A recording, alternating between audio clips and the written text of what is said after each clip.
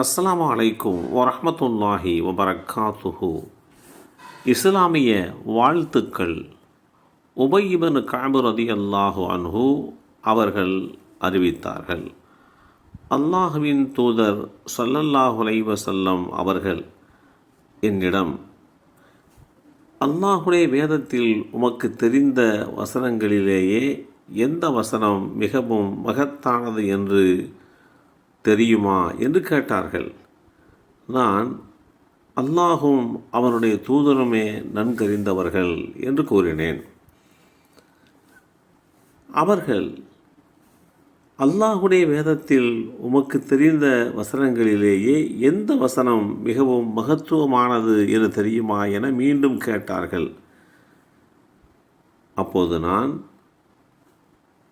அல்லாஹு லா இலாஹ இல்லாஹுவல் ஹய்யுல் கய்யூம் என தொடங்கும் அத்தியாயம் 2 சூரத்துல் பக்கரா வசனம் 255வது வசனம் என்று விடையளித்தேன்.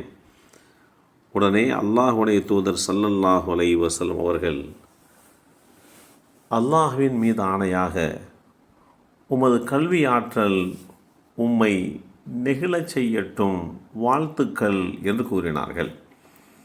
இந்த செய்தி ஸஹீஹ் முஸ்லிமில் 1476 என்ற எண்ணிலே பதிவு செய்யப்பட்டிருக்கிறது. ஒருவருடைய ஆற்றலை பரிசோதித்து அவருடைய திறமையை தெரிந்து கொண்டு அவருக்கு வாழ்த்துக்கள் சொல்கின்ற நடைமுறையை அல்லாஹுடைய தூதர் ஸல்லல்லாஹு அலைஹி வஸல்லம் அவர்கள் உருவாக்கி கொடுத்திருக்கிறார்கள். அடுத்தவரிடம் உள்ள திறமைகளை ஊக்குவிக்கும் முகமாக அவர்களுடைய திறமைகள் குறித்து பாராட்டுவது, வாழ்த்துக்கள் கூறுவது, இதெல்லாம் உயரிய பண்பாடு என்று வழிகாட்டி தந்திருக்கிறார்கள். கல்வி, அறிவு, ஞானம், நினைவாற்றல் இவைகளில் சிறந்து விளங்கியதற்காக அல்லாஹுடைய தூதர் ஸல்லல்லாஹு அலைஹி வஸல்லம் அவர்கள் வாழ்த்துக்களை தெரிவித்திருக்கிறார்கள். உமர் ரலியல்லாஹு அன்ஹு அவர்கள் தூய வெள்ளை நிற ஆடை அணிந்து வந்ததை பார்த்த அல்லாஹுடைய தூதர் ஸல்லல்லாஹு அலைஹி வஸல்லம் அவர்கள், புத்தாடை அணிவீராக, புகழோடு வாழ்வீராக என்று வாழ்த்தினார்கள். இந்த செய்தி இப்னு மாஜா என்ற நூலிலே 3558 என்ற எண்ணிலே பதிவு செய்யப்பட்டிருக்கிறது. இப்படி நல்ல உடை அணிந்து வருகின்ற போது அவர்களுக்கு வாழ்த்துக்களை அல்லாஹுடைய தூதர் ஸல்லல்லாஹு அலைஹி வஸல்லம் அவர்கள் தெரிவித்தார்கள்.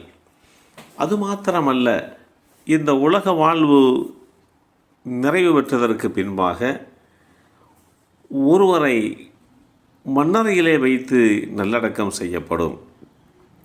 அந்த மண்ணறையிலே சில இஸ்லாமிய நம்பிக்கைப்படி கேள்வி கணக்குகள் கேட்கப்படும்.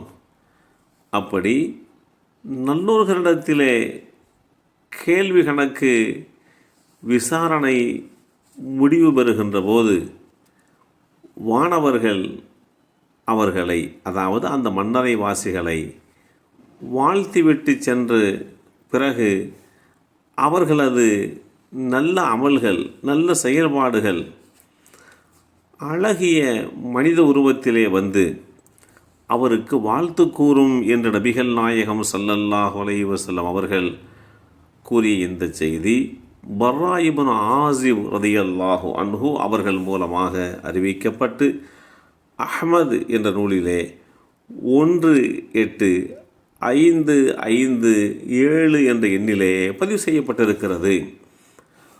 அது மாத்திரமல்லாமல் நல்லோர்கள் சொர்க்கபதியை அடைகின்ற போது, அந்த சொர்க்கத்திற்குள்ளே நுழையும் போது அவர்களை வானவர்கள், உங்களுக்கு ஈடேற்றம் உண்டாவதாக, நீங்கள் நற்செயல் செய்து கொண்டிருந்ததின் காரணமாக சொர்க்கத்திற்குள்ளே நுழையுங்கள் என்று கூறுவார்கள் என்கின்ற இந்த செய்தி அல் குர்ஆன் அத்தியாயம் 16 சூரத்துன் நஹல் வசனம் 32 தெளிவுபடுத்தப்பட்டிருக்கிறது. நல்ல விஷயங்களுக்காக வேண்டி வாழ்த்த வேண்டும். அப்படி வாழ்த்தக்கூடிய நடைமுறை இந்த உலகத்தில் மாத்திரமல்ல, மன்னரை வாழ்க்கையிலேயும் உண்டு, மறு உலக வாழ்க்கையிலேயும் உண்டு என்பதை இஸ்லாம் தெளிவுபடுத்துகிறது. எல்லாம் வல்ல அல்லாஹு தாலா அவனுடைய வாழ்த்துக்களை பெறக்கூடிய நல்லோர்களாக நம்மையும் நம் சந்ததிகளையும் ஆக்கி வைப்பானாக. அஸ்ஸலாமு அலைக்கும் வரஹ்மத்துல்லாஹி வபரகாத்துஹு.